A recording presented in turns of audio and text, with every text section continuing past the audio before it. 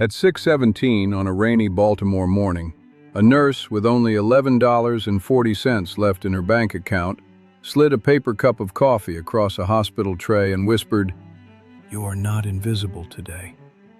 Not knowing the camera above room 412 was recording, not knowing a complaint was already being typed downstairs, and not knowing the lonely patient staring at that cup was the father of the man walking in with the entire hospital board.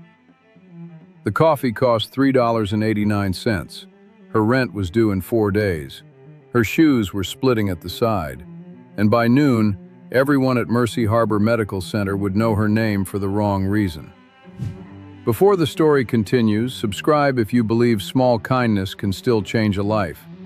Because what happened in that hospital did not begin with money, power, or a miracle.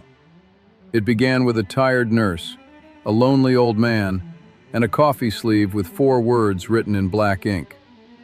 Not alone today. Maya Ellison wrote those words herself. She did it quickly, with a borrowed pen at the small coffee kiosk near the east elevators, while rain tapped against the glass entrance and ambulance lights flashed red across the wet floor. The hospital smelled like bleach, warm plastic, old coffee, and the kind of fear people try to hide when they are waiting for test results.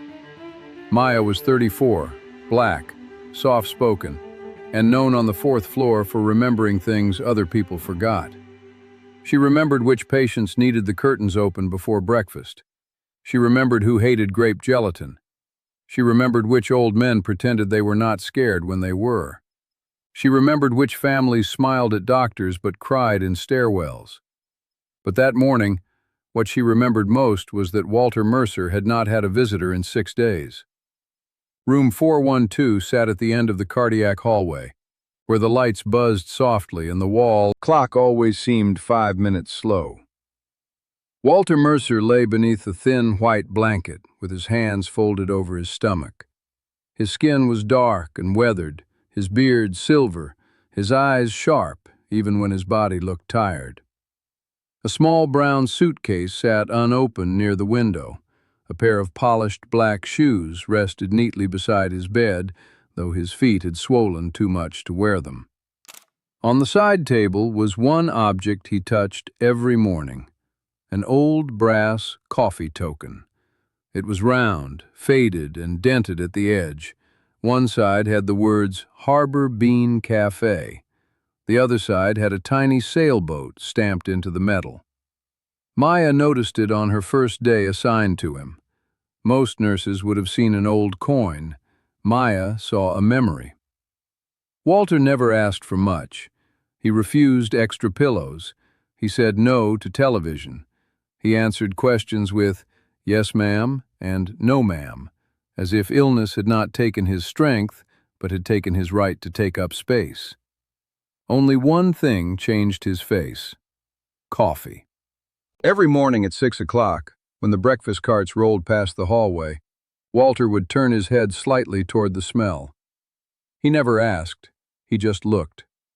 The way a man looks toward a window when he hears a train from a city he used to know. Hospital rules were clear. Cardiac patients on restricted diets did not get outside food or drinks without approval. But Walter's chart said 1 small cup of regular coffee was allowed after morning vitals if blood pressure stayed stable. The kitchen coffee, however, had not reached him all week. "Supply issue," someone had said. "Tray mix-up," someone else said. "Not priority," a tired aide whispered. So Maya bought it herself. Not because she had extra money, because loneliness had a sound, and she had heard it all night in room 412. It was the sound of an old man clearing his throat just to remind the room he was still there. The sound of sheets moving when no one was watching. The sound of a breath held too long, whenever footsteps passed his door and did not stop. When Maya stepped into his room with the coffee, Walter looked at the cup first, then at her face. His eyes did not widen, they softened. "Ms. Ellison," he said, voice rough from sleep, "you know they don't pay you enough to be buying old men coffee." Maya smiled, but it was tired around the edges. "They don't pay me enough for a lot of things, Mr. Mercer." He gave a small laugh. Then he looked at the sleeve. Not alone today. His fingers trembled before they touched it. For one quiet second, the hospital disappeared. The machines, the hallway noise, the rain, the distant elevator bell, all of it faded into the steam rising from that cup. Walter turned his face toward the window, and Maya saw tears gather without falling. That was the first silent crying scene. He did not wipe his eyes. He did not explain. He simply held the coffee with both hands, like it was something warmer than a drink. Maya lowered the bed rail, adjusted his blanket, and checked his pulse. Her hands were gentle but quick. She had learned how to care without lingering too long because hospitals punished nurses for time, even when time was what patients needed most. "Your blood pressure looks better this morning," she said. Walter kept staring at the cup. "My wife used to write on the sleeves," he said. Maya paused. It was the first personal thing he had said in 6 days.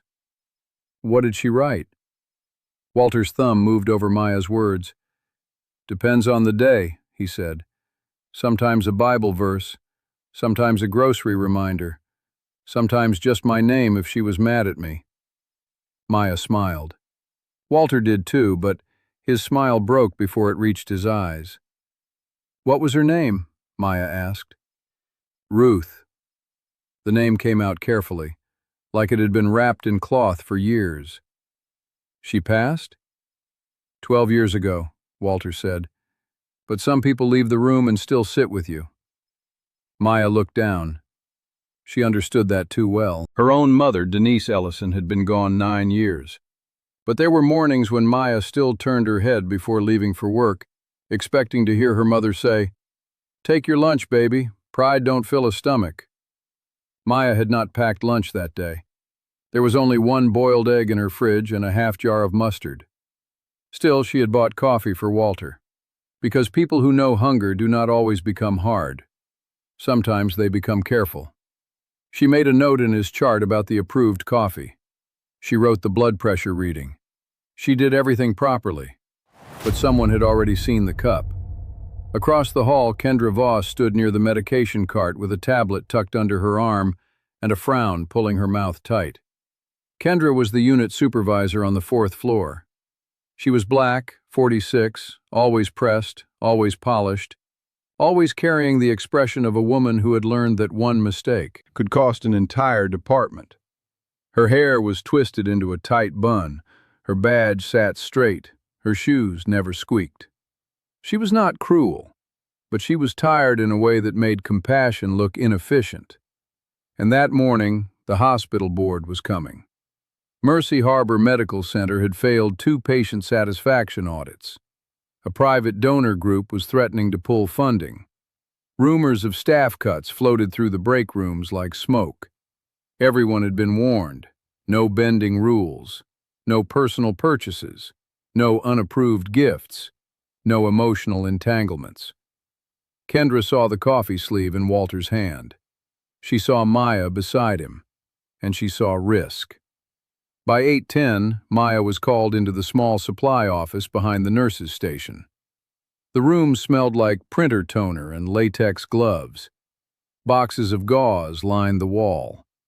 Rainwater dripped from the roof somewhere above them, making a soft, ticking sound inside the ceiling. Kendra closed the door. "Maya," she said, "did you purchase outside coffee for a patient?" Maya stood straight. "Yes." "Did you use personal funds?" "Yes." "Did you document dietary approval before or after giving it to him?" "After checking vitals. It's in his chart." Kendra exhaled through her nose. "That is not the point." Maya folded her hands in front of her. Her nails were short and clean. Her left thumb had a small crack from washing her hands too many times. "What is the point?" she asked calmly. "The point is boundaries," Kendra said. "We are under review today. Board members will be walking this floor. Cameras are active. Auditors are checking documentation. If family sees a nurse buying personal items for one patient, they ask why their loved one did not get the same treatment. If administration sees it, they call it favoritism. If legal sees it, they call it liability. Maya looked through the small glass window toward room 412. Walter was still holding the cup. "I understand policy," she said, "but he was allowed coffee. He had gone without it for 6 days. He had no family here. He just needed one small thing." Kendra's face changed, but only slightly. "Maya, need is not the only measure inside a hospital." That sentence sat between them. Maya heard it, and something in her chest tightened, because that was exactly what was wrong. Need was not the only measure. Pain had to be coded. Loneliness had to be documented. Dignity had to fit a form. But she did not say any of that. She had learned the danger of speaking too much when you needed your job. Her rent was $873. Her mother's old car needed a transmission. Her younger brother Ellison was staying on her sofa after losing work at the shipyard, and that morning her phone had buzzed 3 times with messages from her landlord. Maya needed Mercy Harbor as much as Mercy Harbor needed nurses like her. "I won't do it again without asking you first," she said. Kendra studied her. "An incident note has already been opened." Maya blinked. "For coffee?" "For policy deviation during board inspection." The word inspection made the room feel smaller. Maya looked down at her shoes. The left one had separated near the sole, and she had pushed a strip of black tape across it before dawn. She suddenly hoped Kendra had not noticed, but Kendra noticed everything. She softened her voice. "Go back to your patients. We'll discuss it later." Maya nodded. She reached for the door. Then Kendra said, "Maya?" Maya turned. "I know your heart is good," Kendra said, "but good hearts still get written up." That was the first twist. The coffee was not the problem. The record was. And records had a way of becoming weapons when powerful people walked into the building.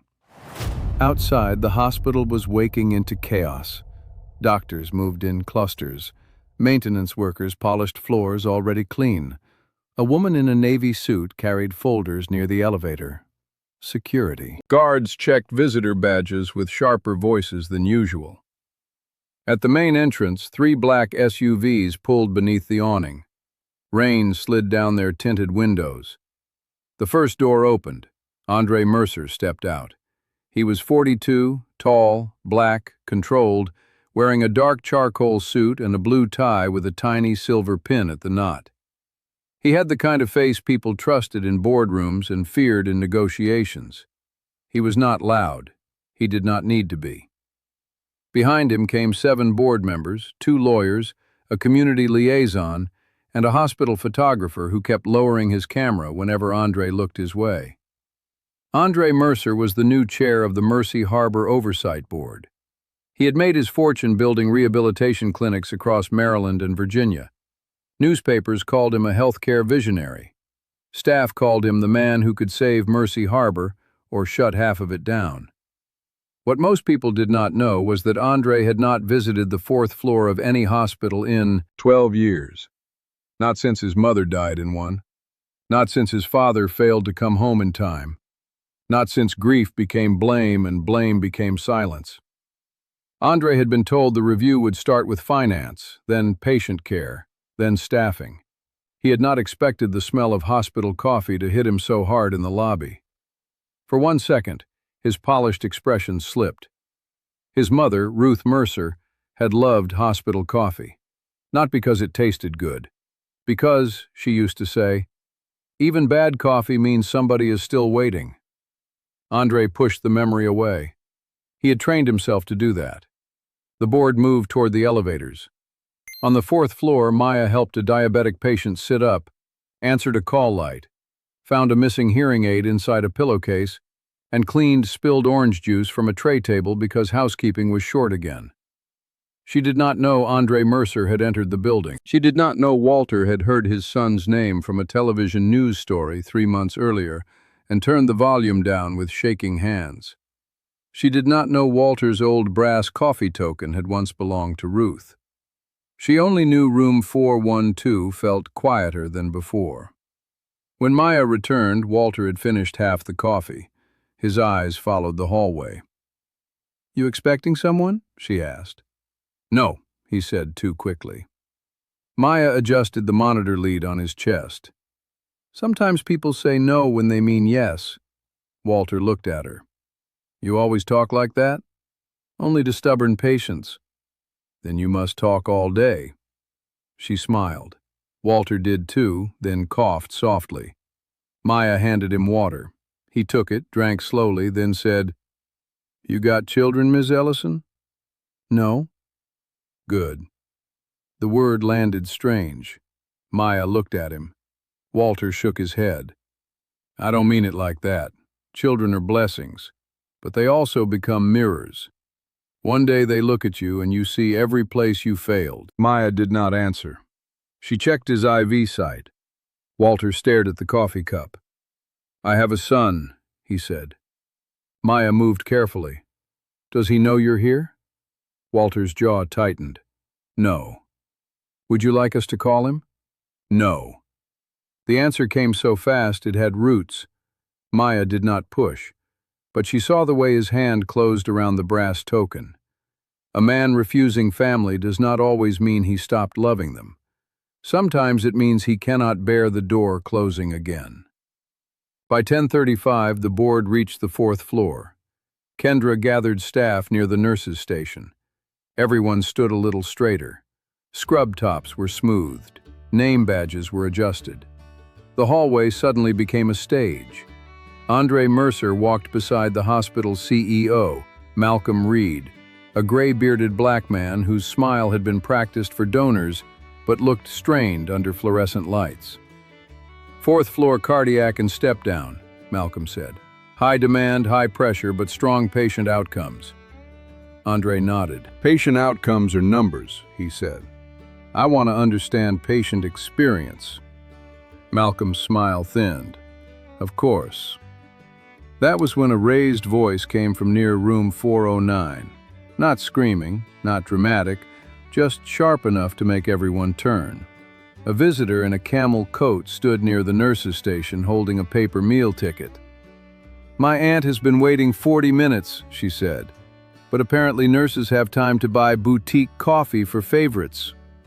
Maya froze. The woman pointed toward room 412. "I saw it. That patient got outside coffee with a message on it. My aunt can't even get warm tea." The hallway went still. Kendra stepped forward quickly. "Ma'am, let's discuss your concern privately." "No," the woman said. "This hospital wants donations. Let them hear how patients are treated when they don't have special nurses buying them gifts." Maya felt every eye shift to her. Andre Mercer looked from the visitor to Kendra to Maya. He saw the nurse's taped shoe. He saw her calm face. He saw the way her hands stayed folded instead of defensive. The visitor continued, voice breaking now beneath anger. "My aunt has been alone too. She asks for blankets. She asks for someone to sit with her. Nobody writes cute messages on her cup." Maya's chest tightened, because underneath the accusation was pain. The woman was not simply cruel.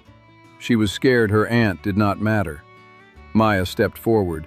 Kendra gave her a warning look, but Maya spoke gently. "You're right to want your aunt seen," she said. "She deserves warmth too." The visitor blinked, surprised.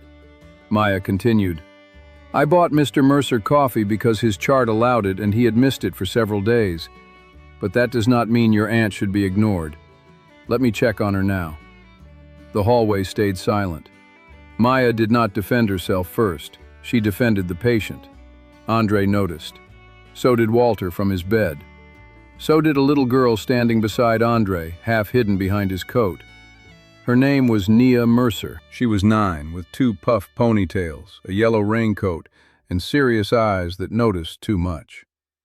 Andre had brought her because her school had closed for a storm-related power issue, and his assistant had promised she could sit in the family room during the review. But children do not stay inside adult plans. Nia looked into room 412 and saw Walter watching the hallway with the coffee cup pressed to his chest. She tugged Andre's sleeve. "Daddy," she whispered, "why does that grandpa look like he learned how to be alone?" Andre's breath stopped. The words were soft, but they found the oldest room inside him. He turned slowly toward room 412. Walter turned his face away. Too late. Andre saw him. For a moment, neither man moved. The hallway faded. Board members kept whispering.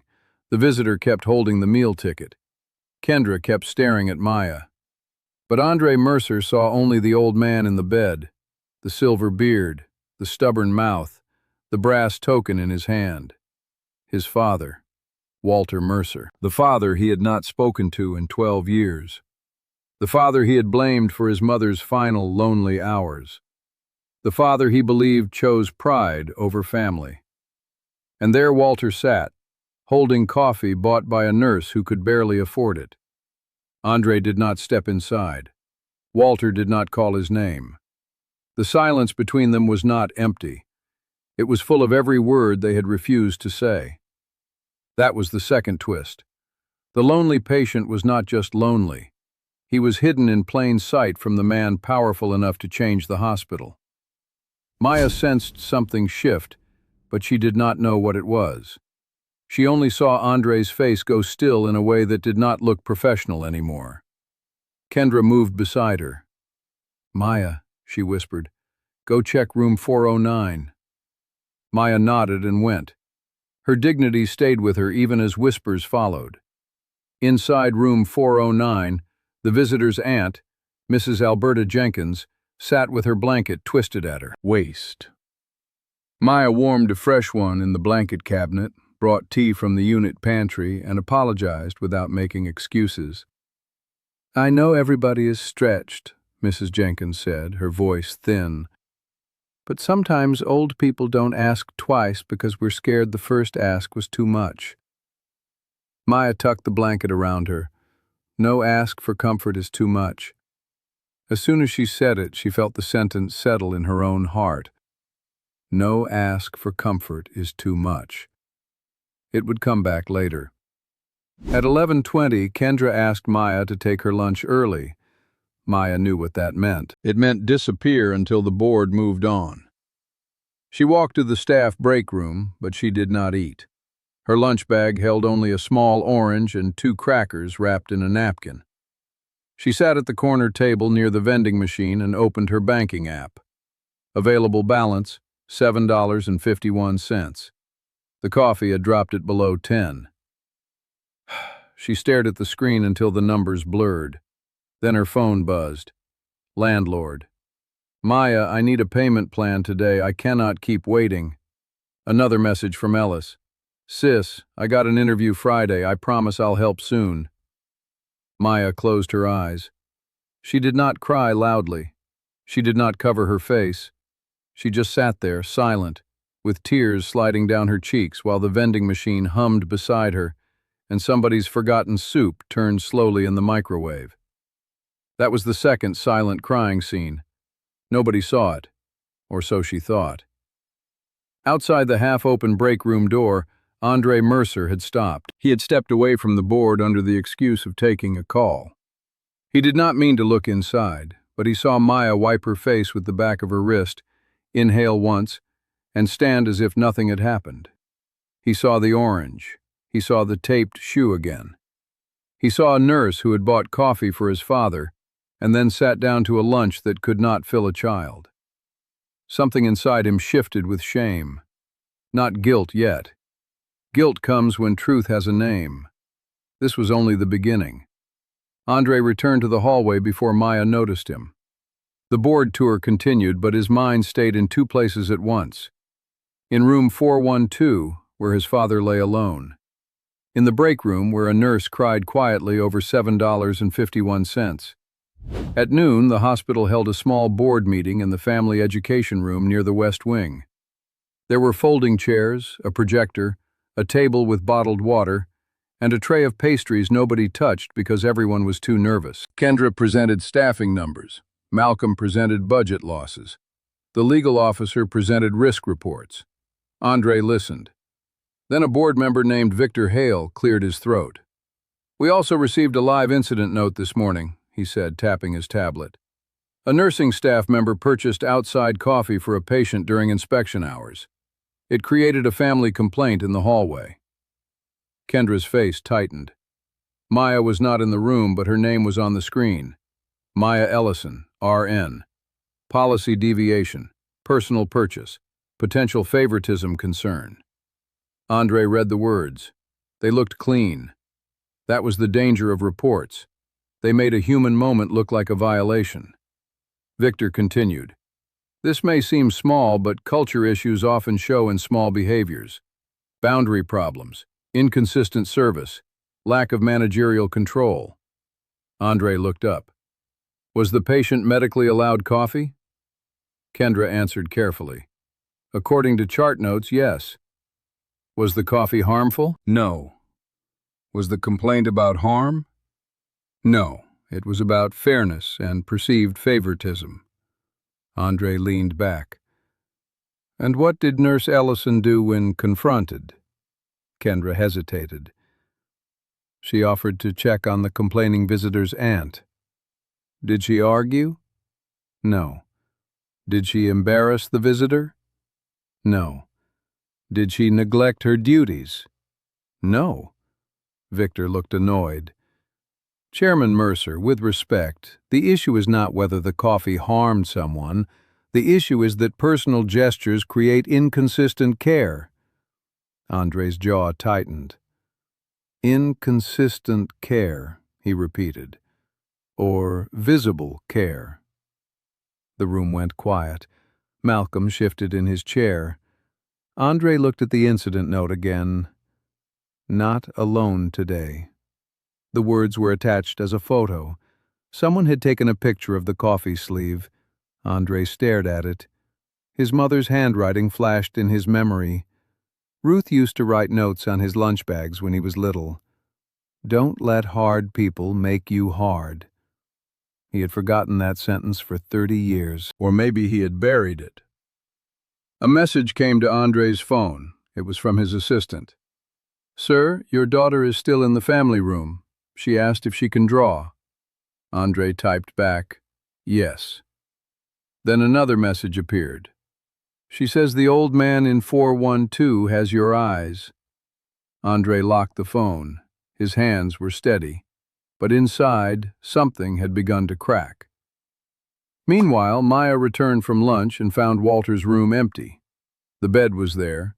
The monitor wires were on the sheet. The coffee cup sat on the table. Walter was gone. For 1 second, her mind refused to understand. Then the alarms began.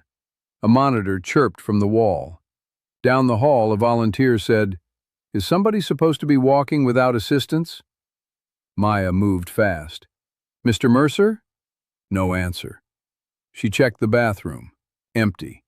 She checked the chair near the window. Empty. The brass coffee token was gone too. Maya stepped into the hall. Mr. Mercer is not in his room, she called. Kendra turned sharply. What?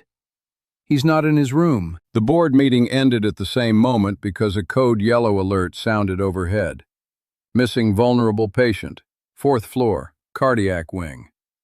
Rain hit the windows harder. The hospital changed its breathing. Security guards moved toward stairwells. Nurses checked rooms. Elevators were held. Someone pulled up camera feeds.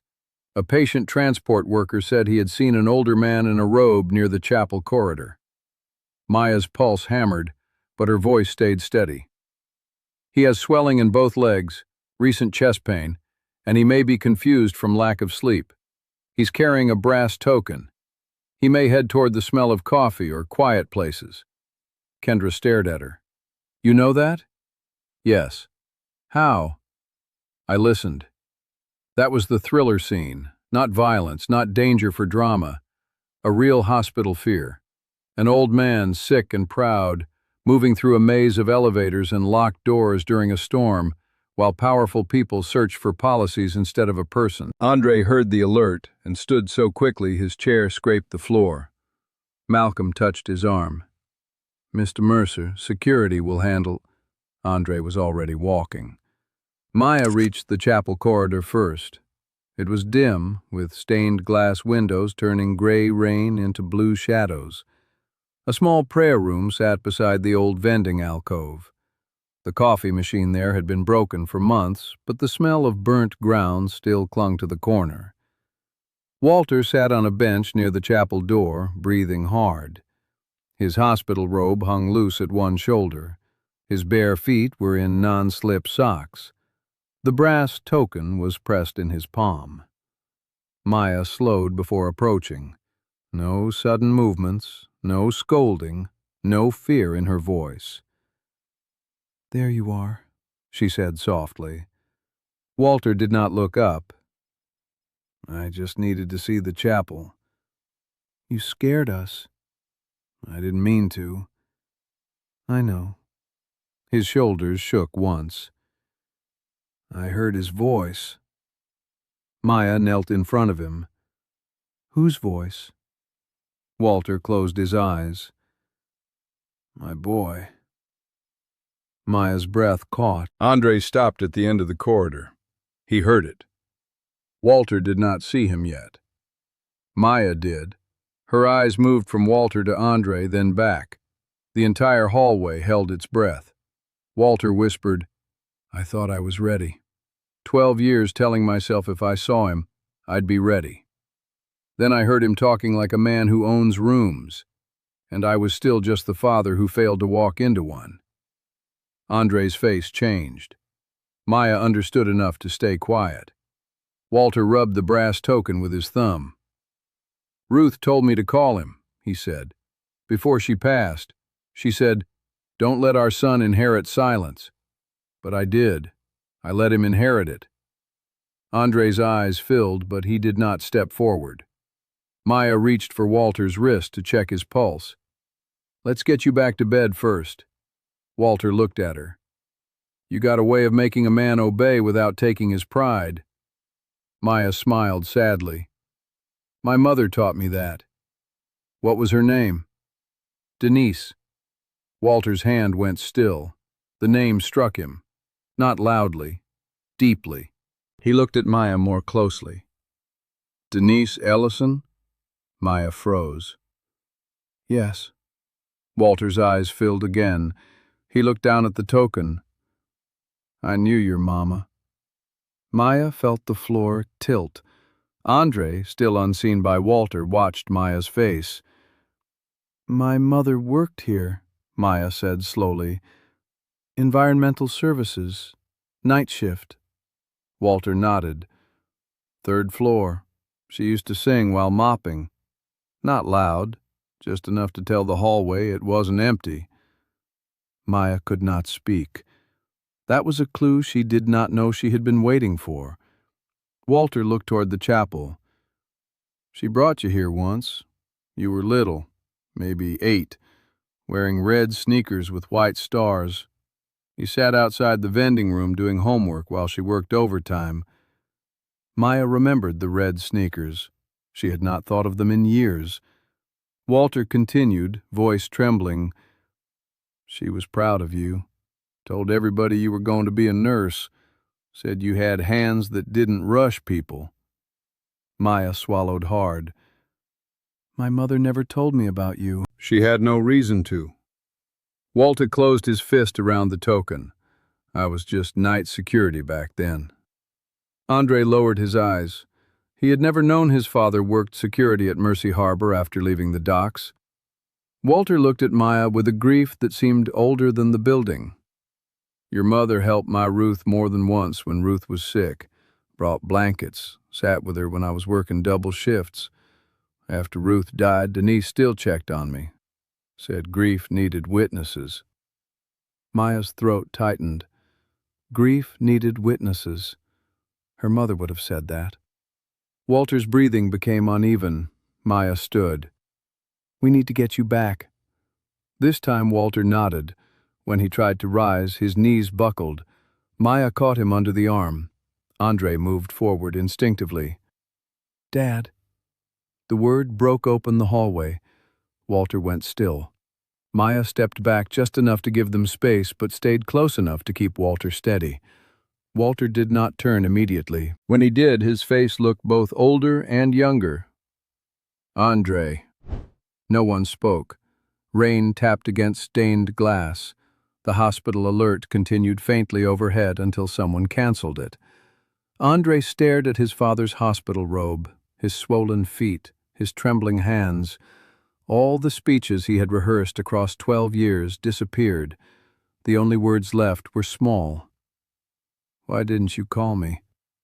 Walter gave a broken laugh without humor. "Same reason you didn't call me." Andre flinched. Maya looked away, giving them privacy while still holding Walter's elbow. Andre took one step closer. "I thought you didn't want me there when Mama died." Walter's face folded. "I was there." Andre shook his head. "No. I called. They said you had not arrived." "I was in the chapel," Walter whispered. "Downstairs, signing papers, arguing with billing, trying to get them to move her to a quieter room. By the time I came back up, she had already slipped away." Andre's eyes filled. "You never told me." "You wouldn't answer. You stopped trying. So did you." The truth did not choose a side. It sat between them like a third person.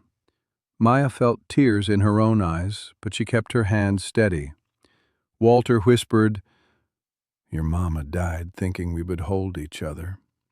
Instead, we both held our hurt like it was proof." Andre covered his mouth with one hand.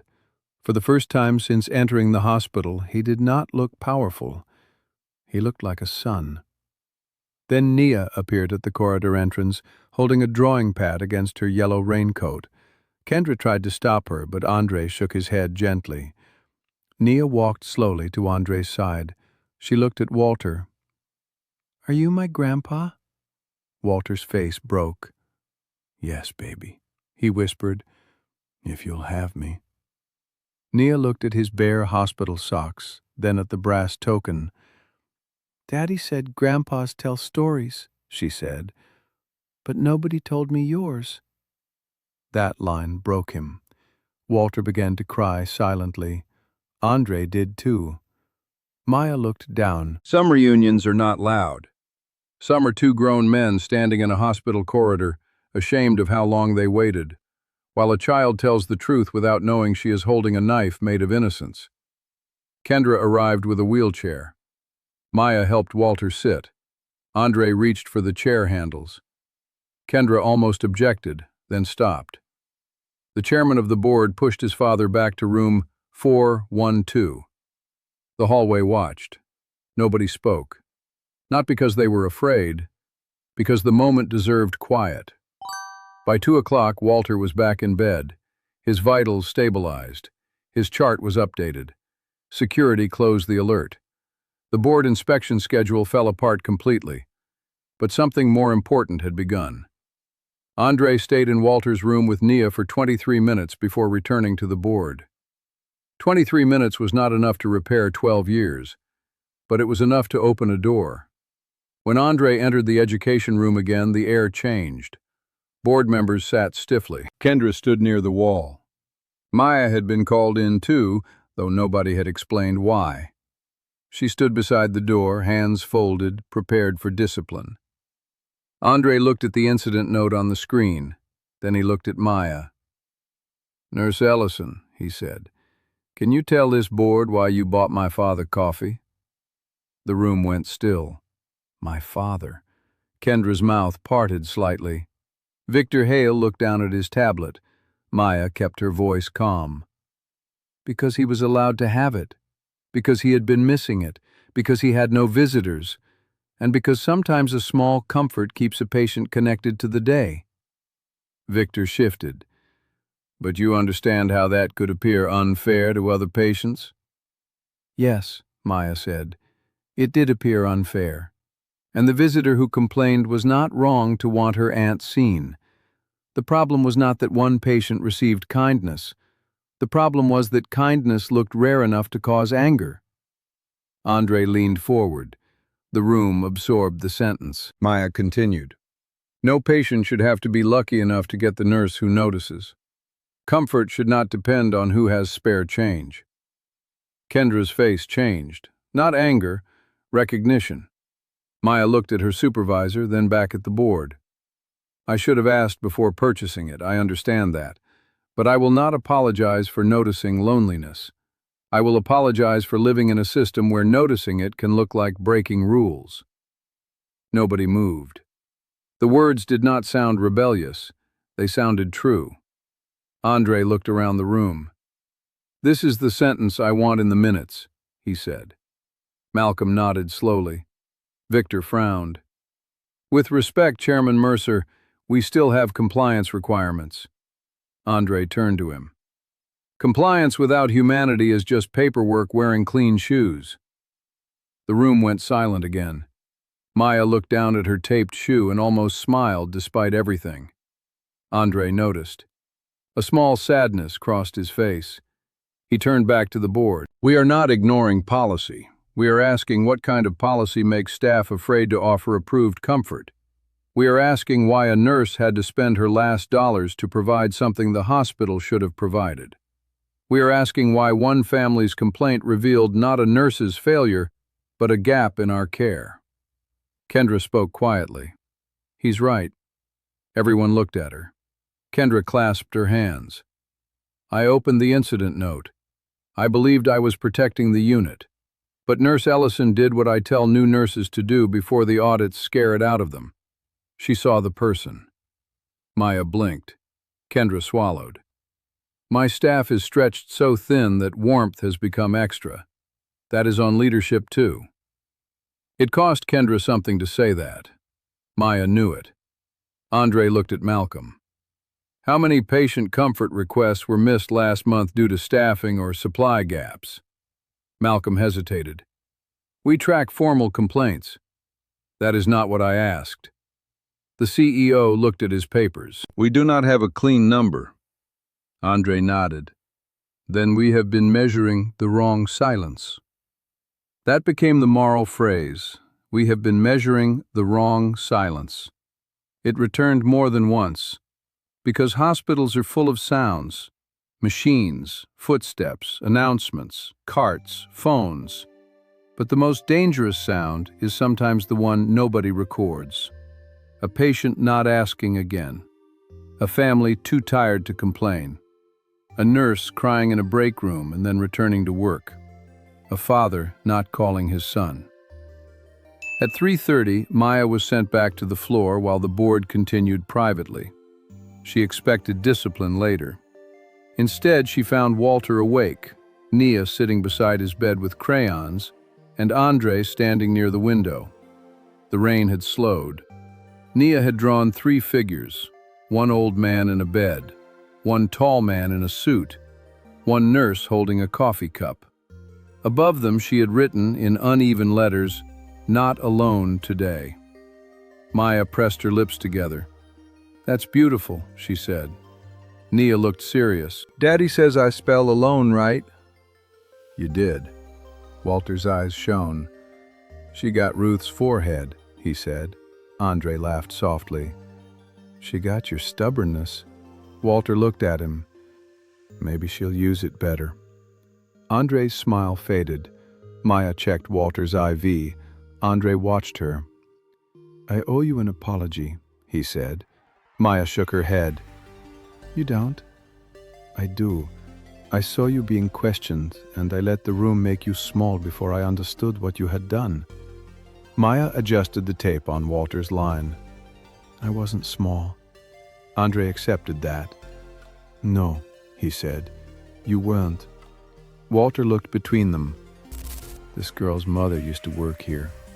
Andre turned. Maya stiffened slightly. Walter continued. "Denise Ellison. She sat with your mama one night when I couldn't get off shift." Andre stared at Maya. "My mother?" Maya whispered, "I didn't know." Walter closed his eyes as if searching through old rooms in his mind. Ruth had a bad night. Pain, fear, I was stuck covering a security emergency near the ER. Denise came off her cleaning route and stayed with her, held her hand, hummed something. Ruth told me later, that woman made the room less cruel. Maya's eyes filled. Andre sat down slowly. My mother never told me that. Your mother didn't brag about being cared for, Walter said. She just remembered. Maya wiped a tear quickly. Walter looked at her. After Denise passed, I went to the funeral, sat in the back. You were grown by then, nursing school uniform under your coat.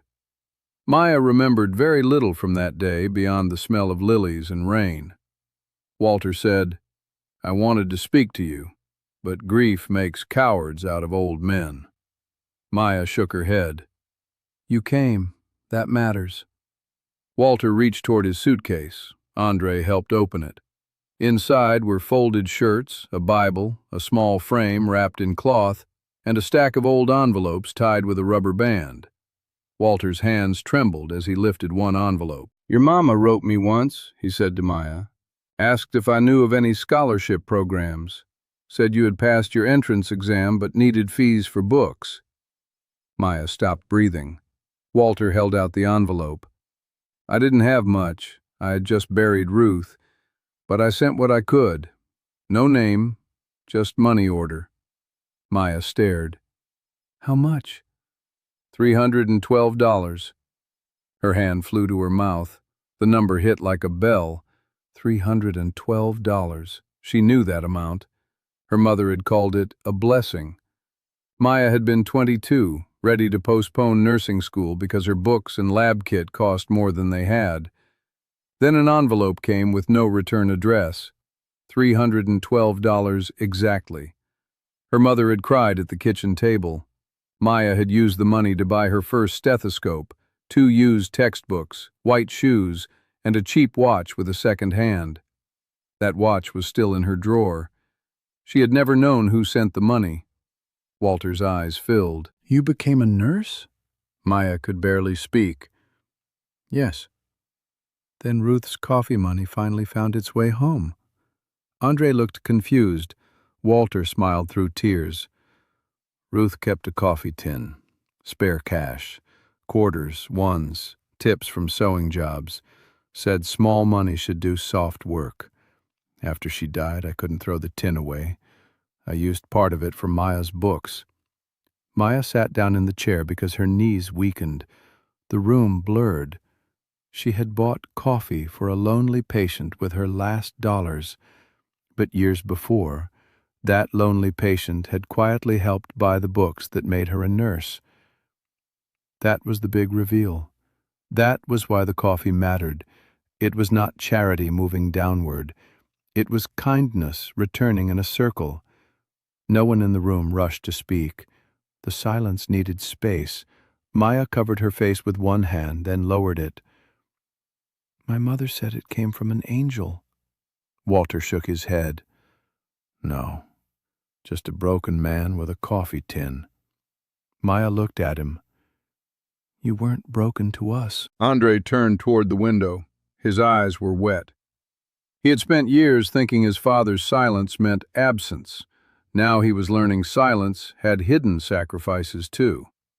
Not enough to erase pain, but enough to complicate it. And sometimes healing begins when blame becomes less simple. Nia leaned toward Maya. So Grandpa helped you become a nurse, and you helped Grandpa drink coffee? Maya laughed through tears. Yes, baby. Nia nodded, satisfied. That sounds fair. Adults smiled because children sometimes make grace sound practical.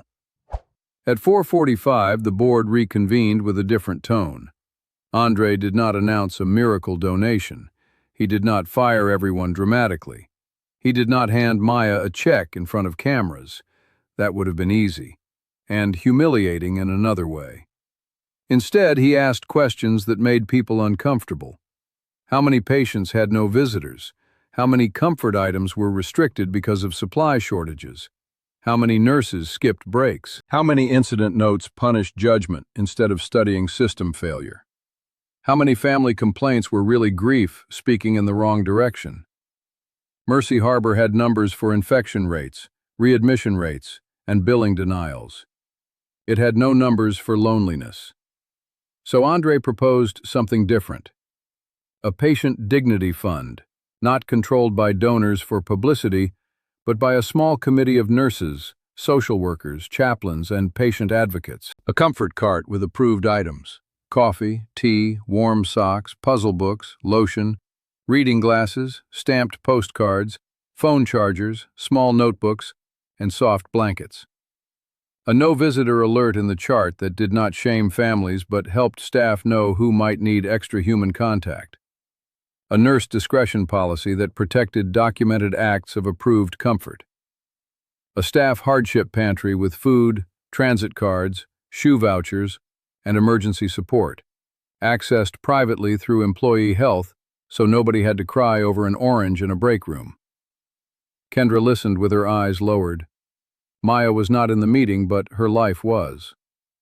Andre also requested one more thing. Nurse Ellison should be invited to help design the program, he said. Victor Hale objected. She is a staff nurse involved in the triggering incident. Andre looked at him. Exactly. Malcolm rubbed his chin. Would this be a promotion? A paid advisory role, Andre said. Temporary at first, if successful, permanent. Kendra nodded. She would be good at it. Victor sighed. This is becoming sentimental. Andre's voice cooled. No. Sentiment is buying one cup of coffee and calling the problem solved. Structure is making sure the next cup doesn't require a nurse to choose between compassion and rent. That ended the argument. By evening, the rain stopped. A pale strip of gold opened over Baltimore, shining between hospital buildings and wet rooftops. The city smelled like pavement, exhaust, and washed concrete. Maya's shift ended at 7:12 p.m., though she should have left at 7 o'clock. She checked on Walter one last time. He was asleep. The coffee sleeve lay on his table. Not alone today. Nia's drawing sat beside it. Andre stood in the doorway. He asked me to stay tonight, he said. Maya smiled. Will you? Yes. Good. Andre looked uncomfortable, like gratitude did not fit easily in his mouth. Nurse Ellison, he said, the board wants to speak with you tomorrow about a new dignity care program, paid role, not a favor, work. Maya stared at him. Me? Yes. I'm not an administrator. That may be why you're qualified. She looked away, overwhelmed. Andre continued. Also, Employee Health is launching emergency support for staff, private, available to anyone, including you. Maya's pride rose quickly. Andre saw it and stepped back with his words. I am not offering charity. I am correcting a system that has asked caregivers to survive on applause. Maya swallowed. That sentence found her. Caregivers cannot survive on applause. How did you know? She asked. Andre looked down at her shoes, then back at her face. I noticed too late. But I noticed. Maya did not say thank you immediately. She let her dignity stand between them, not as a wall, but as a doorway. Then she said, Make sure it helps everyone, not just me. Andre nodded. That is the point. When Maya left the hospital, the air was cold and clean. Her bus stop was 3 blocks away on Orleans Street. Her feet hurt badly. The tape on her shoe had peeled at the corner. She reached into her coat pocket and found something she did not remember putting there. The brass coffee token, wrapped in a napkin, with a note in Walter's shaky handwriting. For the nurse, Denise raised. Bring it back tomorrow. Maya stood under the streetlight and cried again. This time, not from fear, from the strange ache of being seen. A city bus hissed to the curb. She climbed on, pressed her pass to the reader, and sat near the window. Baltimore slid past in wet reflections. Corner stores, row houses, a man pulling a trash bin, a woman holding flowers under her coat. Life continuing without knowing that inside one hospital, an old silence had cracked. At home, Ellis was asleep on the sofa with job papers on his chest. Maya covered him with a blanket, then went to the small kitchen. The fridge hummed. The rent notice sat on the counter. Her mother's old photo leaned against a jar of utensils. Denise Ellison stood in her Mercy Harbor uniform, one hand on her hip, smiling like she knew life was hard, but not unbeatable. Maya placed the brass token in front of the photo. You knew him, she whispered. The apartment answered with quiet, but for the first time in weeks, quiet did not feel empty. The next morning, Maya returned wearing the same taped shoes, but something in her posture had changed. Not pride, not relief, something steadier. Kendra met her near the nurse's station. For a moment, both women stood awkwardly beside the medication cart. Then Kendra said, I owe you an apology. Maya blinked. Kendra's voice was low. I was trying to protect the unit, but I forgot protection can become punishment when fear is making the rules. Maya nodded slowly. I know you carry a lot. So do you. The words were simple, but they repaired something small. Not everything. Real workplaces do not heal in one conversation, but the first honest sentence matters. Kendra handed Maya a folder. Board advisory meeting at 10 o'clock. I adjusted your patient load so you can attend without losing hours. Maya took it. Thank you. Kendra looked toward room 412. He asked for you. Maya smiled. Walter was awake when she entered. Andre sat in the chair beside him, jacket off, sleeves rolled up, looking less like a chairman and more like a son who had not slept much. Nia was not there. She had school. Walter lifted his eyebrows. You brought my token? Maya held it up. Like you asked. He nodded toward the table. Put it there. She placed it beside a fresh hospital coffee. This time the coffee had come from the kitchen. Approved, documented, warm. On the sleeve, someone had written, Not alone today. Maya looked at Andre. He raised both hands. Nia wrote it before school. Walter smiled. She has Ruth's bossiness. Andre laughed. She asked if Grandpa could come to her spring concert. Walter's face became still. And what did you say? I said we would ask his doctor first. Walter turned toward the window, but not before Maya saw his eyes fill. Hope can hurt when it enters a room after years away, because it asks people to imagine losing again. Maya checked his vitals. Blood pressure is better. Walter nodded. Coffee works. Medicine works, Maya said. Coffee helps a man want the medicine to work. Andre looked at him. That was the kind of sentence Ruth would have loved. At 10 o'clock, Maya entered the boardroom for the first time in her life. The room was on the top floor, with a long table, city views, and chairs that looked more expensive than her monthly grocery budget. She felt the old instinct to make herself smaller. Then she remembered her mother.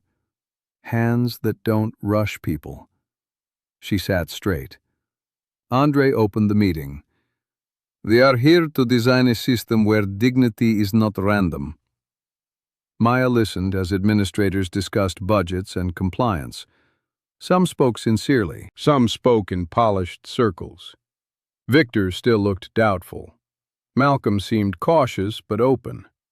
When they asked Maya for input, she did not give a speech. She told them about Mrs. Jenkins being afraid to ask twice. She told them about patients who kept old objects on tables because those objects carried their lives. She told them about nurses knowing who needed a blanket, but not having time to find one. She told them comfort could be documented without becoming cold. She told them the goal was not coffee. The goal was contact. "A cup can be coffee," she said. "A blanket can be warmth. A phone charger can be a family voice.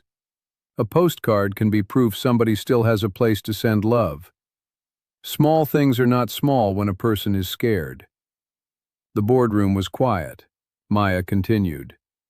"And staff need dignity too, because a nurse who is hungry can still be kind, but she should not have to be heroic to make it through a shift." Kendra looked down. Malcolm removed his glasses. Andre folded his hands. Victor, unexpectedly, spoke more softly. "My mother died in a nursing facility," he said. "She used to complain about cold coffee. I thought she was being difficult." No one interrupted. Victor swallowed. Maybe she was asking if anyone still cared enough to bring it warm. That was another turning point. Even the skeptic had a wound. The program began small. That was why it worked. No grand announcement first, no cameras, no ribbon cutting, just a card on the 4th floor with a handwritten label, "Comfort Rounds." Maya helped stock it on a Tuesday morning.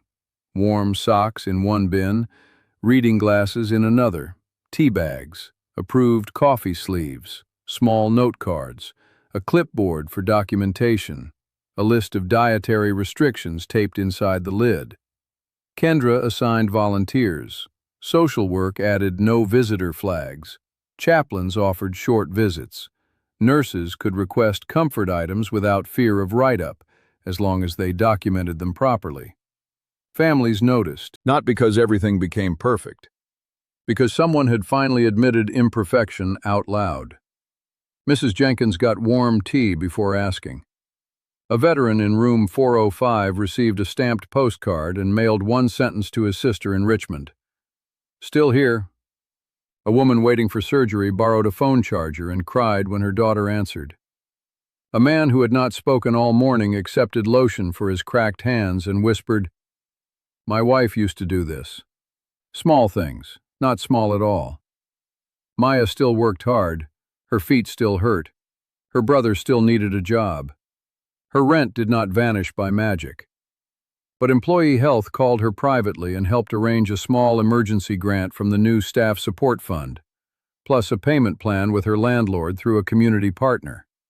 She accepted because it was offered as policy, not pity. Ellis got the shipyard interview and later a maintenance job. Maya bought new shoes 2 weeks later. Black, simple, supportive. When she put them on, she cried for 1 minute in her bedroom, because comfort on her own feet felt unfamiliar. Then she wiped her face and went to work. Walter stayed in the hospital for 9 more days. During that time, Andre came every evening. The first visits were awkward. They talked about weather, medication, Nia's school, hospital food. They did not rush into forgiveness. Rushed forgiveness is just silence wearing nicer clothes. On the 5th evening, Andre brought a small photo album. Ruth smiling near Inner Harbor. Walter holding a baby Andre. Andre at 12 with a basketball. Walter stared at the pictures like they accused and comforted him at the same time. "I missed too much," he said. Andre sat beside him. "So did I." Walter touched the photo of Ruth. "She told me not to let pride raise you after she was gone." Andre's voice cracked. "It did." Walter nodded. "Then let's stop feeding it." That was not a dramatic apology. It was better. It was a decision. Nia visited on Saturday wearing a purple sweater and carrying a library book about whales. She climbed into the chair beside Walter and read aloud, slowly, stumbling over big words. Walter listened as if she were giving a sermon. When she finished, she looked at him. "Grandpa, when you come home, do you know how to make pancakes?" Walter wiped his eyes. "Baby, I can learn." Andre turned away. Maya, adjusting the IV pump, smiled. That little line stayed with her. "I can learn." It was the kind of promise adults forget they are allowed to make. Not, "I can fix everything." Not, "I can undo the past." Just, "I can learn." The hospital changed too, but slowly. There were still hard days, still short staffing, still family complaints, still managers with too many emails and nurses with too few minutes. But comfort rounds became part of the fourth-floor rhythm. The coffee incident note was removed from Maya's personnel file and replaced by a commendation she found embarrassing. She did not want to be a hero. Heroes are often used as excuses not to fix systems. She wanted the system to stop needing heroes for ordinary tenderness. Andre understood that. 3 months later, Mercy Harbor created a permanent position, Patient Dignity Liaison.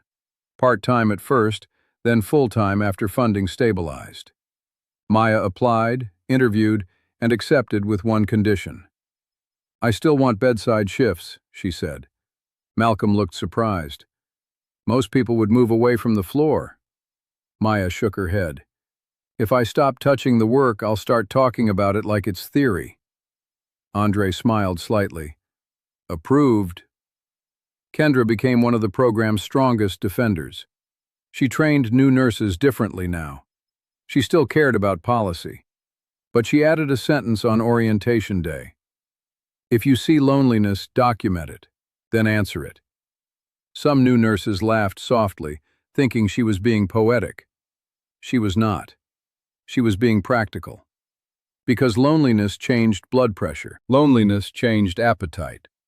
Loneliness changed whether patients pressed the call button. Loneliness changed whether old men walked toward chapels during storms. And hospitals had been measuring the wrong silence for too long. Winter turned to early spring. Walter was discharged to Andre's home for recovery, though he argued for his own apartment first. Andre did not force him. They compromised. Walter would stay with Andre for 6 weeks, then decide. Nia prepared the guest room with a sign on the door. "Grandpa Walter's room." She added a drawing of a coffee cup. Walter stood in the doorway holding his small suitcase. For a man who had slept alone for 12 years, a child's handmade sign was almost too much. Andre watched him. "You okay?" Walter nodded. "No."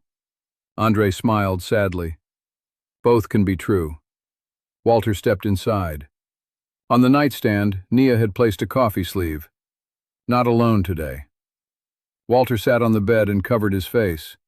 Andre did not leave. He sat beside him. No speech, no advice, just witness. Grief needed witnesses. So did healing. At Mercy Harbor, the old family education room near the 4th floor was renovated. Not lavishly, carefully. The board wanted to name it the Mercer Family Comfort Suite. Walter refused. "Don't put my name on a room like I bought my way into kindness," he said. Maya suggested another name, the Quiet Cup Room. Everyone liked it except Victor, who said it sounded like a cafe. Maya said, "Good. Hospitals could use one room that does not sound like a department."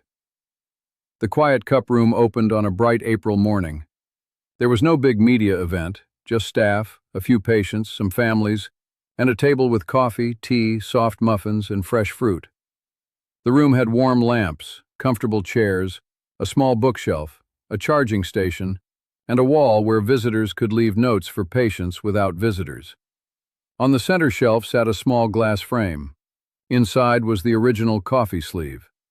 "Not alone today." Beside it lay the brass coffee token. Walter stood with a cane. Andre stood beside him. Nia held his hand. Maya wore her new shoes and a navy cardigan over her scrubs. Kendra stood near the doorway, greeting staff. Mrs. Jenkins came in with her niece, both carrying flowers. Ellis arrived in his maintenance uniform, proud and shy. Maya looked around the room and thought of her mother pushing a mop down a hallway at midnight, singing softly so the building would not feel empty. She thought of Ruth Mercer writing on coffee sleeves. She thought of Walter sending $312 from a grief-filled coffee tin. She thought of herself counting $7.51 in the break room. Life had not become easy, but it had become connected. That mattered. Andre stepped to the front, but he did not give a polished donor speech. He looked at the coffee sleeve. My mother used to say bad coffee still means somebody is waiting, he began. Walter smiled. Andre continued, voice thickening. For years I thought power meant fixing big problems from big rooms. Budgets, buildings, systems. Those things matter. But this room exists because one nurse noticed one man. And because that one act showed us where our system had stopped noticing. He looked at Maya. She did not save Mercy Harbor with coffee. She reminded Mercy Harbor what care is supposed to feel like. Maya looked down, emotional. Andre turned to the staff. We have been measuring the wrong silence. Let this room be one way we start listening. No applause came at first. The words needed a moment. Then people clapped softly, not like a show, like a promise. Walter leaned toward Maya. Your mama would fuss over all this attention. Maya laughed through tears. She would say, stand up straight if they're going to stare. Walter chuckled. Sounds like Denise. Nia tugged Maya's sleeve. Miss Maya, do nurses like muffins?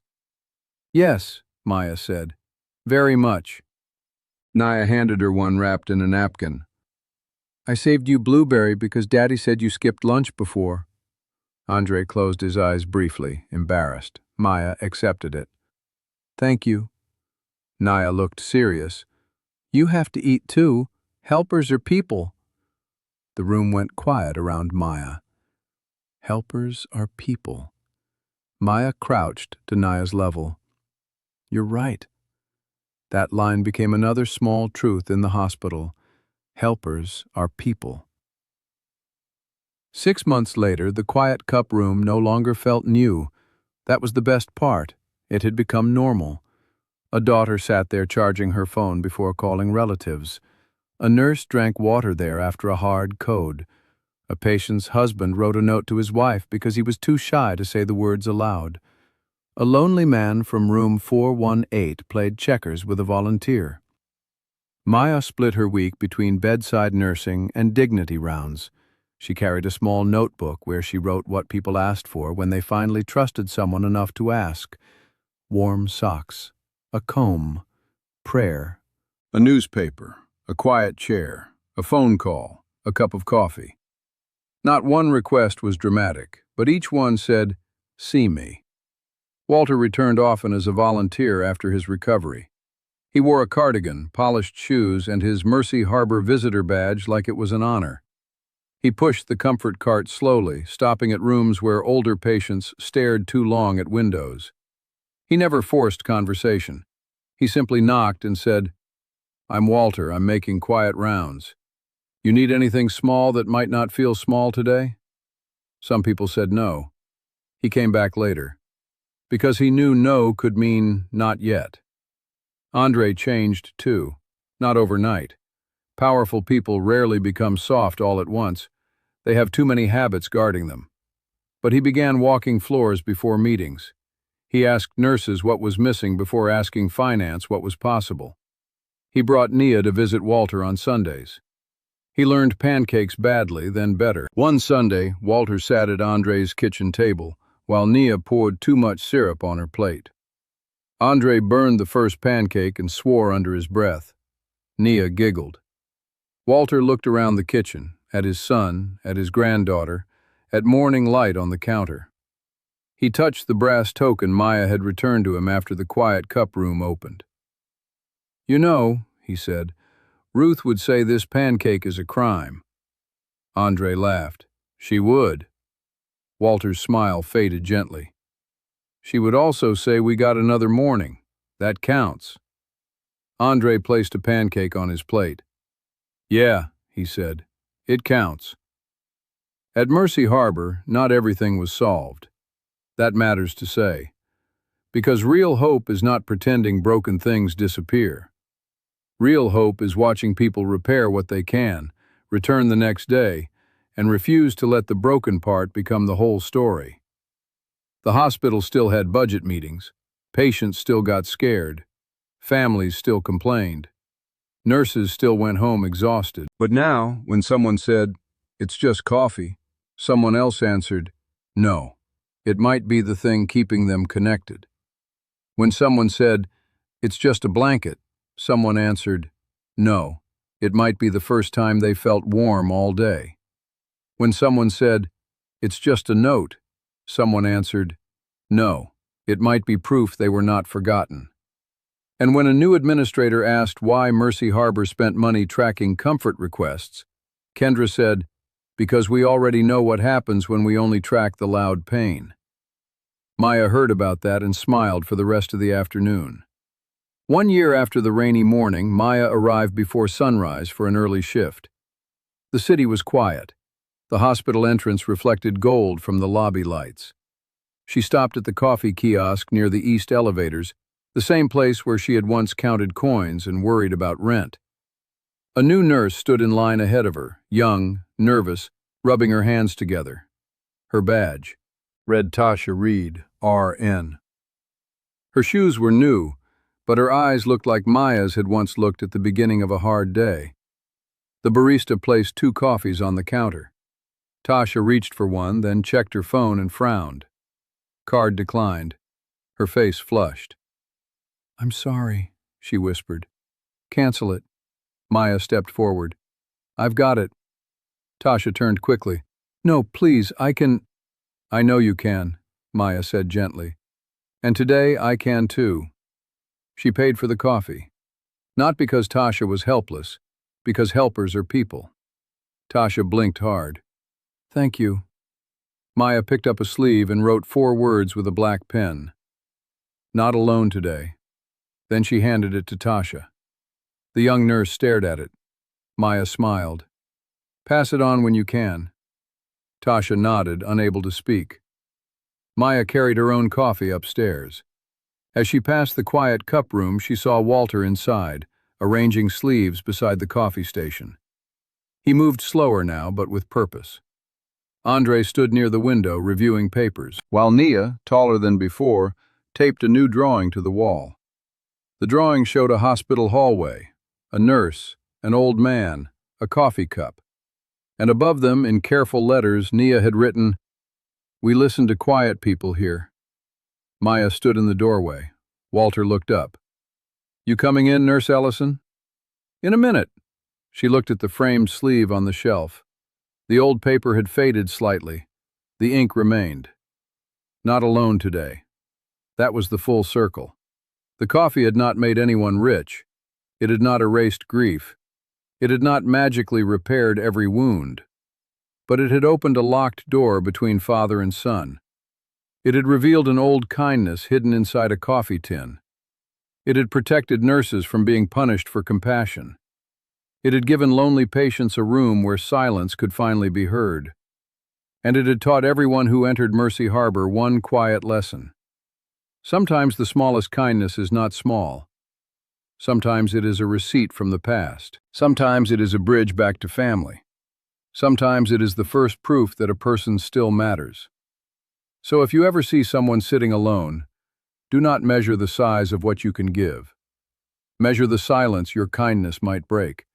And ask yourself this: who in your life has been waiting for one small sign that they are not invisible? If this story touched your heart, subscribe. Share it with someone who still believes kindness matters.